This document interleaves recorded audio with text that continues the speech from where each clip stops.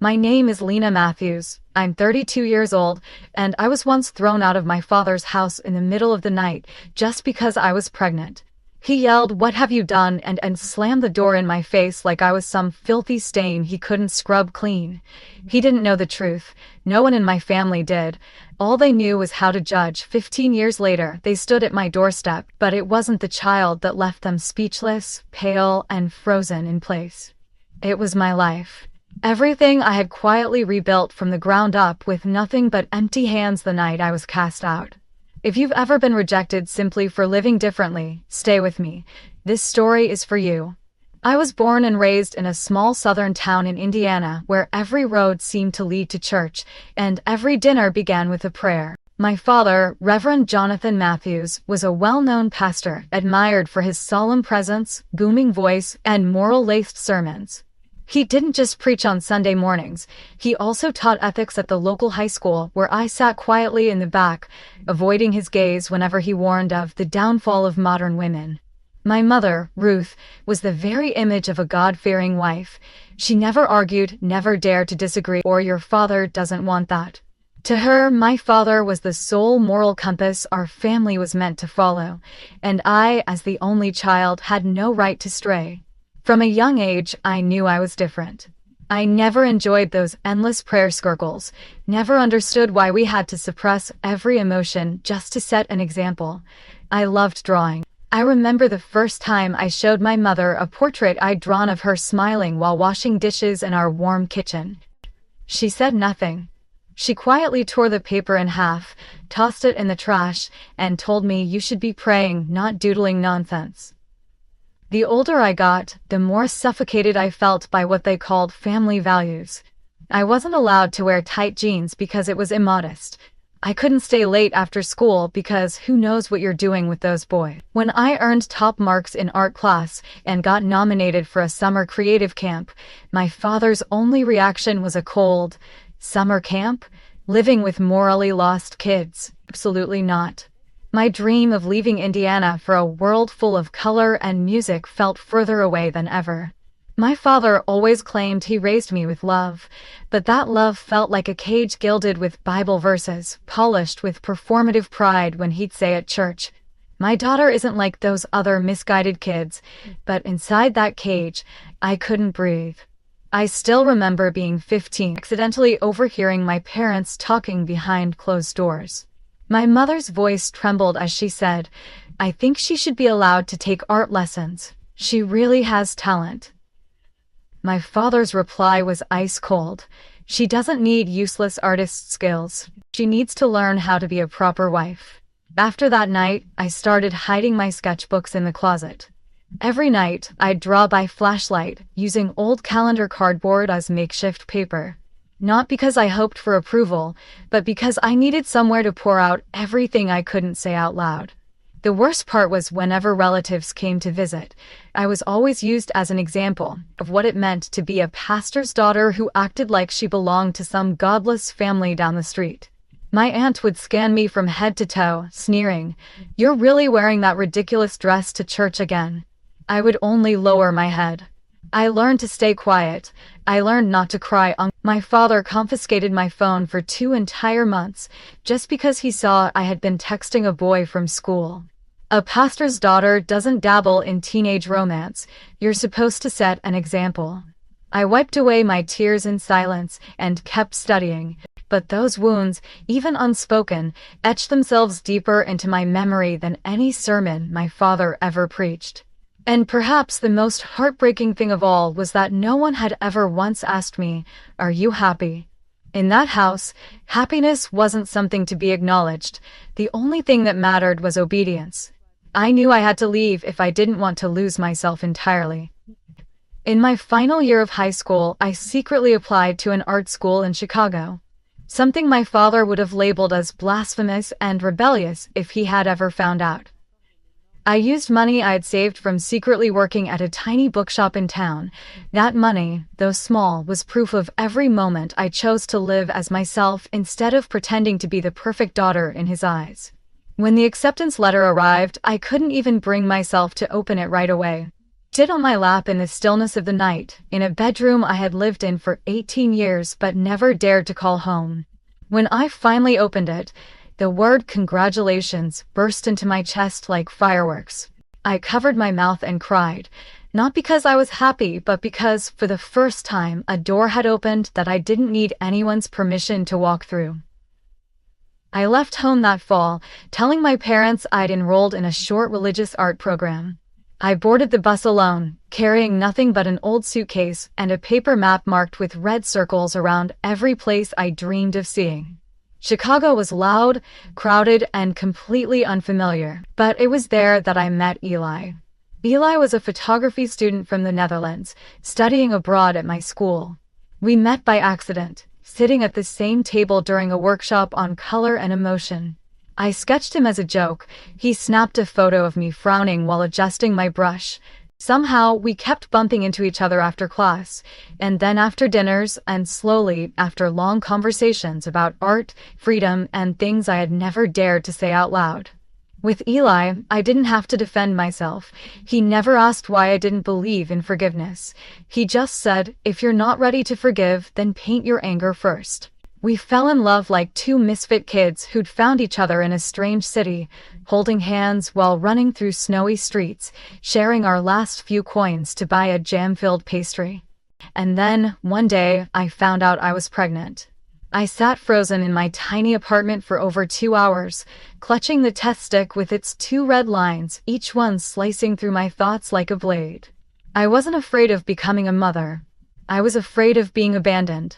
Afraid of my father's glare, my mother's whispers, the judgment of the town I once called home. He didn't ask, "What are you going to do?" He simply asked, "Are you okay?" He said he would stay, that he'd find a way for us to be together, that he would do anything so the 3 of us could build a life together. But life doesn't follow ideals. Eli's mother had a serious accident back home. His family demanded he return immediately, no delay, no exception. Within a week, he was on a parade. Before he left, he held me tighter than ever, placed his hand gently over my stomach, and said, "I'll come back, no matter what happens. I'll always be with you." I wanted to believe him, did believe him, and then I went back to Indiana. Not to apologize, not to seek forgiveness. I simply needed a place to rest for a few days, to collect my thoughts and figure out what to do next. I imagined 100 different outcomes, my mother crying and holding me, my father staying silent but eventually opening the guest room door, or at least a quiet dinner where silence might mean things will be okay. But no. When I stood on the front porch, my belly visibly rounded beneath my thin coat, my father didn't speak for several seconds. Then he stepped forward and looked at me like I was a stranger. "What have you done?" he growled, each word laced with venom. I hadn't even had time to breathe, to speak, when he spun around, opened the door, glanced at my mother standing just inside, her eyes red but dry, as if even tears weren't allowed, and then turned back to scream in my face. "Get out, and don't you ever come back." The door slammed. The night wind cut through me like a knife as I stood frozen on the porch, one hand over my belly, the other gripping the handle of my worn-out suitcase. No one said a word. No one called after me. No one watched me walk away. They didn't know that inside me was the flesh and blood of the only grandson they would ever have. They didn't know they had just cast away a piece of their own future. I turned away without tears, without screaming, without begging. Just a tight-lipped smile and a single whispered thought looping in my head. I won't come back. Not because I don't need my parents, but because they chose to let me go first. That night, I wandered down leaf-covered streets leading out of a town that, from that moment on, I no longer dared to call home. There was no train station, no open motel. In my pocket were a few crumpled bills, a nearly dead phone, and a body growing heavier each day with the tiny life inside me. I found a bus stop 3 blocks away, crawled into the little plastic shelter, pulled out the torn sleeping bag from my suitcase, and curled up beneath the dim yellow light. My belly was already past 5 months along. Every movement sent sharp pain through my back. I was still alive. I thought about Eli. I didn't blame him. I knew deep down that if he could, he would have stayed. But the truth was, I was alone now. And the child inside me, my child, would have to learn how to grow up in a world that wouldn't go easy on either of us. The next morning, I made a call to the only person left in Eli's orbit, an old classmate of his I'd met just once at a school party. Margot Klein. I didn't expect anything, but her number was still saved in my phone under the name Margot Hair Like Fire. When her voice came through the receiver, raspy, slow, but kind, I broke down, sobbing like a child. Less than 2 hours later, Margot pulled up to the bus stop with a thick coat, a bottle of warm water, and the first hug I'd received in what felt like an eternity. "He told me about you," she sat gently as I sat curled in her car, clutching the water bottle like a lifeline. Their foolish boy thought that if he didn't hurt you, silence would somehow be the kindest option. But silence can kill, too. I didn't know what to say. I just nodded, tears running down my cheeks without pause. Margot brought me home to her small wooden house on the outskirts of California, filled with paintings, old books, and warm golden light. She told me I could stay as long as I needed. "This is a home for artists, and you, my dear, are an artist, aren't you?" The months that followed were slow but steady steps toward healing. Margot taught me how to mix color, how to manage a classroom, how to apply for grants from local arts programs. I taught neighborhood kids how to paint their feelings, how to speak through color when words were too hard. And quietly, I prepared for the birth of the child I had come to call the light in my darkness. The day Isaac was born, the rain came down in torrents. Margot drove me to the local hospital, holding my hand through hours of unbearable pain. When the doctor finally lifted my baby from my body and placed him on my chest, the emptiness inside me vanished. My limbs felt like soft clay, but my heart, I named him Isaac Eli Matthews. Isaac, which means God's laughter in Hebrew. Eli, to remember his father, even though I didn't know if he would ever return. Matthews, the surname I carried, even though those who gave it to me wanted nothing to do with the grandson born under it. After we were discharged, I moved in with Margot for good, helping her run a small community art center for children who had been abandoned or raised by single parents. I taught art, studied art therapy, and began writing a blog to share my story. Not to seek pity, but to remind people like me that pain doesn't need to be erased to be accepted. It can be kept, painted, and turned into something uniquely beautiful. Meanwhile, I heard from old acquaintances that my parents were still lying about me, that I had run off to live sinfully, that they had run off to save me but failed. Their version of the story spread through the church like a moral warning. No one knew the truth, and no one asked, but it didn't matter anymore, because every day when I saw Isaac smile, scribble with crayons, call me mommy in his sweet sing-song voice, I knew I hadn't lost everything. I had only lost what was never worth keeping. My family was no longer the place I was born. My family now was the one I chose, the place where I was loved for who I was, without kneeling to any mold. I thought that after surviving the worst, being cast out while pregnant, giving birth with no home to return to, I would become stronger. But pain doesn't arrive once and then leave. It lingers, seeps into every crack of your soul, burns quietly like an old scar only you can feel. There were nights when, after Isaac had fallen asleep, I'd sit alone by the window, staring at the street lamp's faint glow and wondering, do my parents ever regret it? No texts, no calls. Not once had they reached out, and even though I had been the one to cut all ties, deleting phone numbers, blocking them on Facebook, changing my email, there was still a small, fragile part of me that hoped someone might break through it all just to say, "Are you okay?" I wasn't okay. Some mornings, I couldn't even get out of bed. Everything felt too heavy. Even bright, sunny days seemed to pierce my eyes, reminding me of mornings when Mom made breakfast and Dad laid his hand on my shoulder to bless me before school. Though those memories had faded, they still stung whenever Isaac asked, "Mommy, do Grandma and Grandpa still exist?" I never knew how to answer. I was afraid that if I told the truth, my son would grow up angry. But if I lied, would I be rebuilding the illusion I had sacrificed my youth to escape? In the end, I just said, "I don't know, sweetheart. Maybe one day we'll find out." There was a time when Margot went away on a 2-week work trip, and I had to manage everything on my own. The classes, the childcare, the bookkeeping, the meals. Tasks I had grown used to, but when no one was around, they suddenly felt unbearably heavy. During the first session, I couldn't say anything except one sentence: "I hate being a mother alone." I felt guilty the moment those words left my mouth, as if I had betrayed Isaac. But the therapist simply smiled and said, "You're not alone because you're weak. You're alone because you were abandoned." That sentence pulled a thorn straight from my chest. I broke down crying harder than I had since the night I was thrown out of my parents' house. Was I really deserving of rejection just because I got pregnant? Was I wrong for keeping the baby instead of giving him up in exchange for forgiveness? Those questions echoed like a background soundtrack in my mind. Every painting I finished, every class I led, was my way of reminding myself, I'm still here, I'm still going. But that journey didn't always feel peaceful. I remember one night, Isaac came down with a high fever. I carried him through the pouring rain to the nearest hospital. Sitting in the emergency room, watching the harsh white light fall over his pale face, I silently wished my parents were there. Not because I needed them to take care of him, but because I wanted someone to see me, to see how hard I was trying, and to say, "You didn't come, there was no miracle." Just me and my son, like always. Isaac recovered, but I didn't.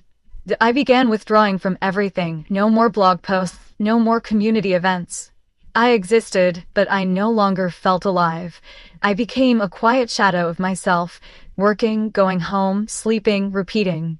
One day, while rearranging the bookshelf, I found an old letter one from my mother, sent about a year after Isaac was born. I had never opened it. The envelope was yellowed, the handwriting careful, and there was no return address. I hesitated, then tore it open. Inside was a single folded sheet, with only a few lines. "Lena, I don't know where you are, but every night I dream of the little girl.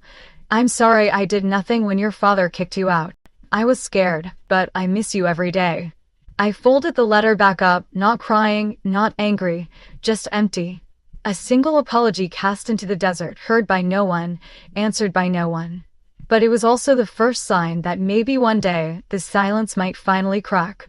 From that day on, I began writing in my journal again, not to complain, but to understand myself. I wrote about the night I was cast out, about the fear in the hospital, about each one of Isaac's little smiles, and gradually, something unfamiliar started forming inside me. Not quite hope, but something like the first flicker of light after a long stretch of darkness. I still hadn't forgiven, but at the very least I had begun stepping out of the cocoon of my pain. I can't point to one exact moment when everything changed, because it didn't come with thunder or drama. It began with the smallest things, a morning when Isaac grinned proudly after tying his shoelaces by himself.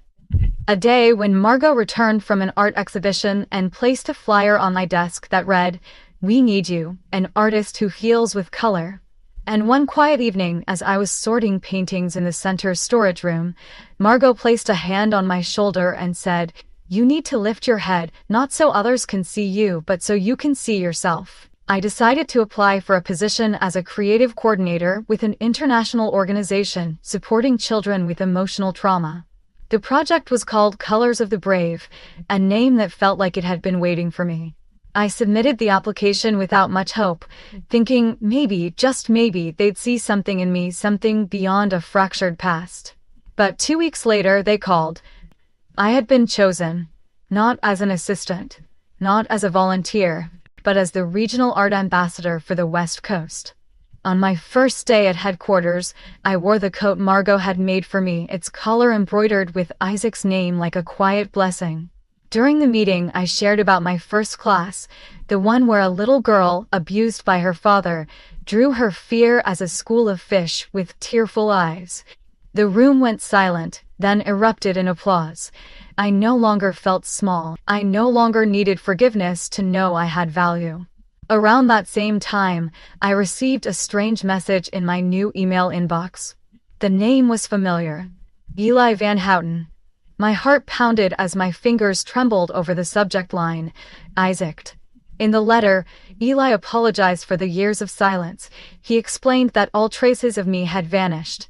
His family had intervened, deleted contacts, hidden correspondence, afraid of the shame. Only recently, after his mother passed away, had he found the letters I'd written, still unopened, in an old drawer. He wrote, "I don't expect forgiveness. I just want to know if you and our son are okay. And if possible to see you both, even just once."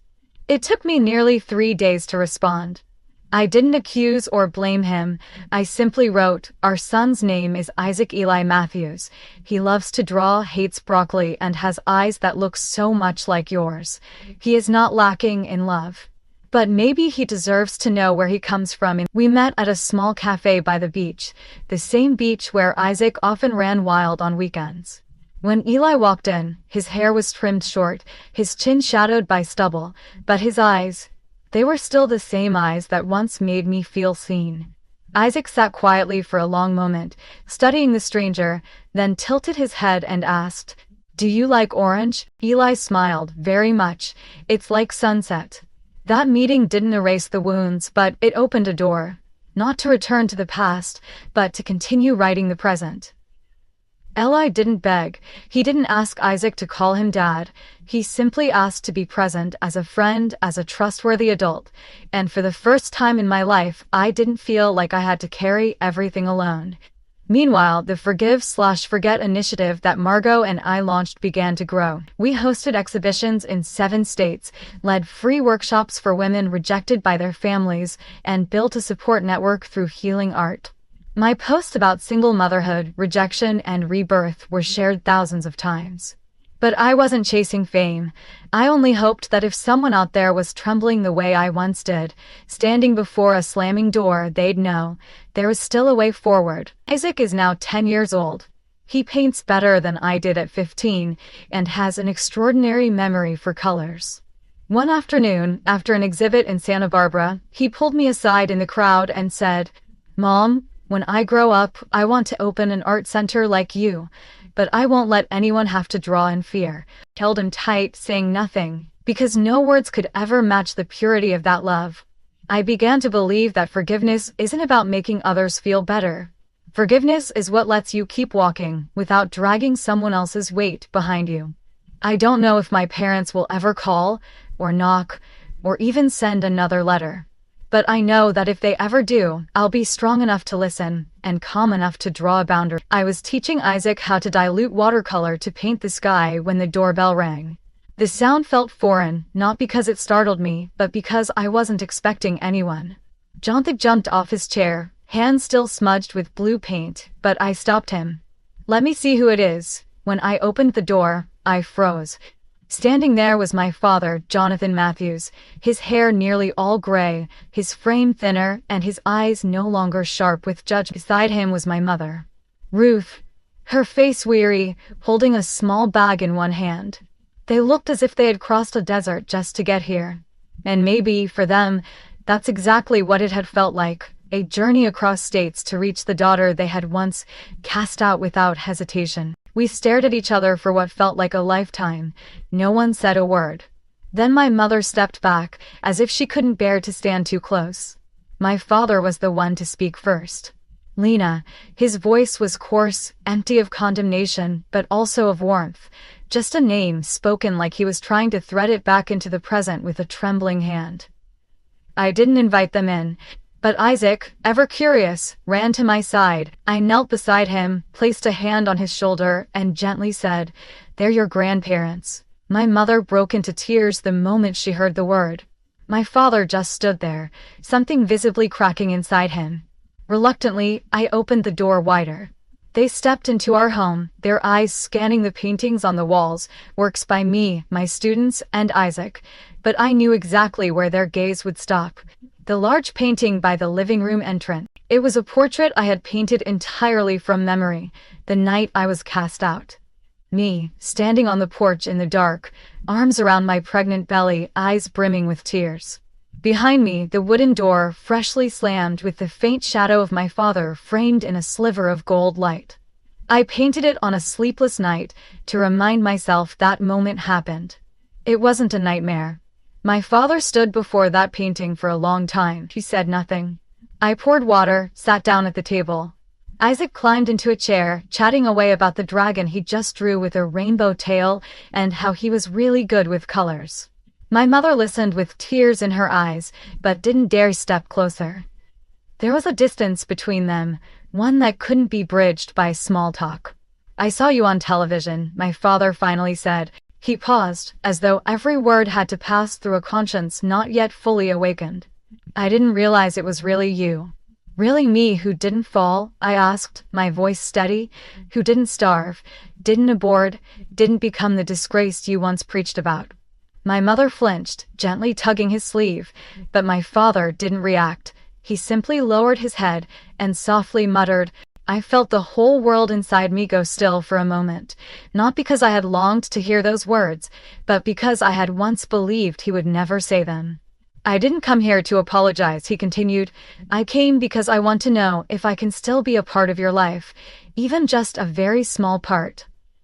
I said nothing. Isaac ran to the corner of the room, pulled out a drawing of a 3-person family, and asked, "Mommy, can I add Grandma and Grandpa to this?" I didn't answer him.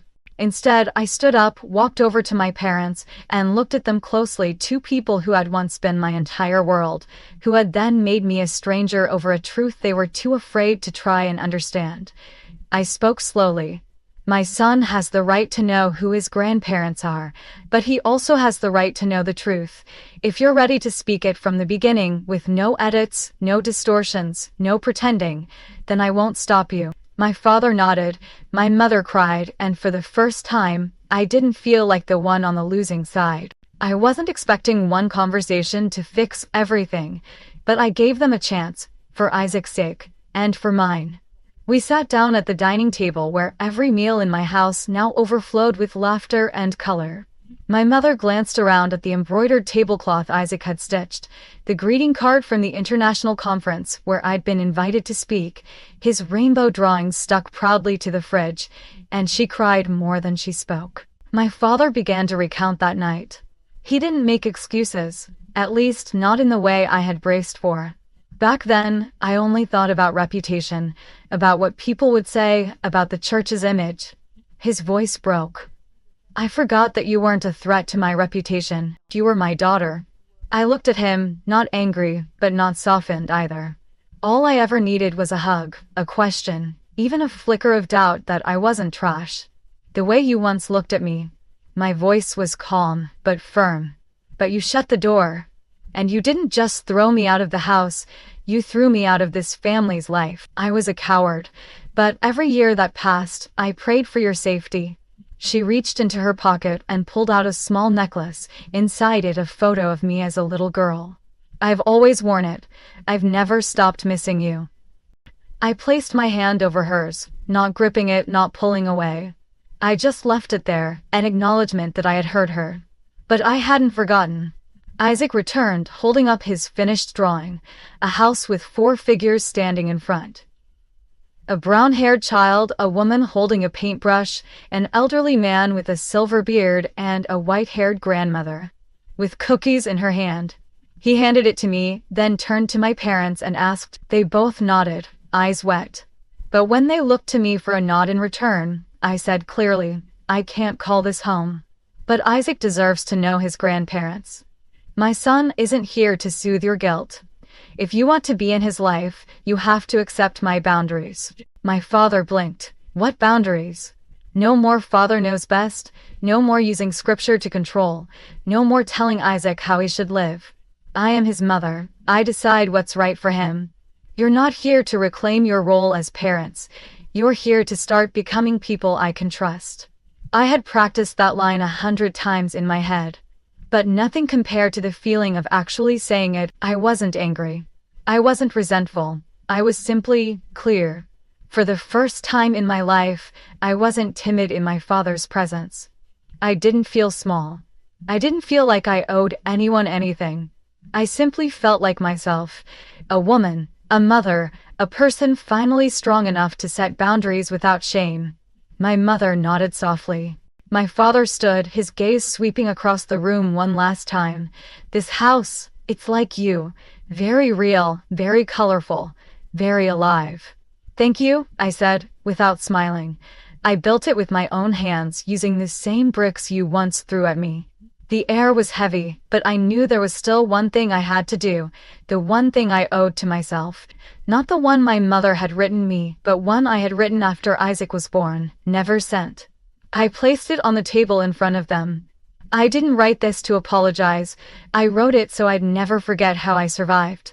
My father opened the letter. Inside, I had written about the night I gave birth, about the loneliness, about the times Isaac had burning fevers and the only arms around him were mine, about the fear I carried that my son might inherit the same wounds. I've forgiven you, but forgiveness doesn't mean allowing things to repeat. From today on, I am no longer the girl who was thrown out into the night. I'm the one who decides who gets to step into my world and who must stay outside. My father lowered his head, silently crying. For the first time, the man who once made me tremble looked small in front of me. I placed my hand on his shoulder, just for a second, then pulled it away. I hope you both do better, not for me, but for Isaac. He deserves grandparents who love him for real, not through judgment, not through expectations, but through presence. They left shortly after, carrying Isaac's drawing and the letter that had never been sent. I stood on the porch, watching them fade into the golden light of evening. No tears, no anger, just a lightness kissed my hand and asked, "Mommy, did I draw Grandma and Grandpa well?" I smiled, ruffled his hair. "Beautifully, but do you know what's most beautiful?" "What?" he asked.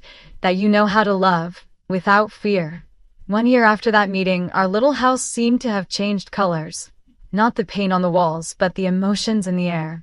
Everything was still simple, still filled with drawings, children's books, the smell of wax crayons, and Isaac's laughter. But peace had crept into the details, the kind of peace that only comes after you've touched the deepest part of pain and decided it won't define what comes next. I continued leading the Forgive/Forget project, but this time I launched a new branch, just for children growing up with a quiet sense of being unwanted. They didn't need a place to paint, to scream in color, to know that their feelings didn't need to be hidden. I shared my story at a few conferences, in a few articles, in short videos. Not to become an inspirational figure, but to tell those who were like me, you are not invisible. And then, one spring afternoon, while I was editing a lesson plan, there was a knock at the door. It was my mother. She came alone, holding a wooden box, her face solemn. I opened the door, not surprised. She stepped in and looked around as if trying to memorize everything. The photo frames, the jars of colored pencils, the tablecloth Isaac had dyed by hand. She handed me the box. "It's your father's journal. After seeing you again, he started writing." Said nothing as I lifted the lid. Inside were worn pages, his familiar slanted handwriting, and hesitant sentences, as though every word had been carved from someone who no longer recognized himself. Today I saw Isaac, and I realized I've missed an entire lifetime. I don't know how to make it right. Some nights I pray, not to be forgiven, but that the girl can live in peace, never needing to remember me again. I closed the journal and felt a warm current pass gently through my chest. Not sadness, not quite forgiveness either, but release. I no longer needed him to change.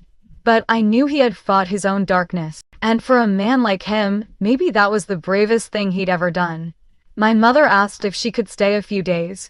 I didn't promise anything.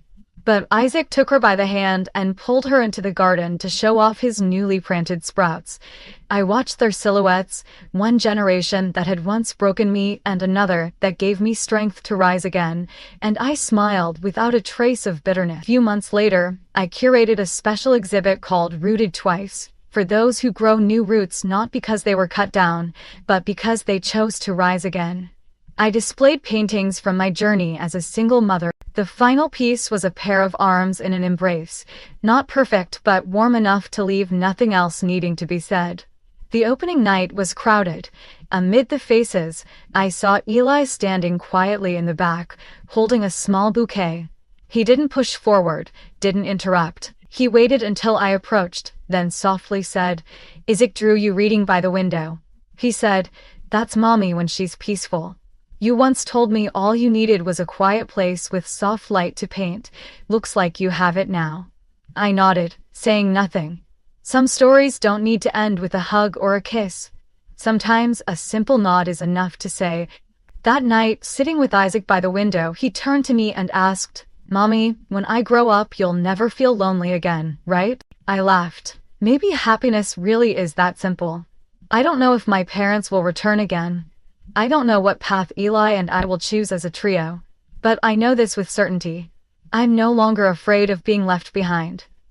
Because I no longer let others decide my worth. I am Lena Matthews, the girl whose father once slammed a door in the dead of night over a secret he never had the courage to hear. The woman who raised her child through fear and grit. The artist who painted her life with the colors of pain, of freedom, of forgiveness, and of love that asked for nothing in return. If you've ever been pushed aside just because you didn't fit someone else's expectations, remember this: you are not wrong. You're simply walking a different path, and maybe that path is the only one where you're truly allowed to be yourself. And if you've ever survived a slammed door, don't hesitate to share your story in the comments below. Here, no one is invisible. Here, those who've been left behind will always find one another.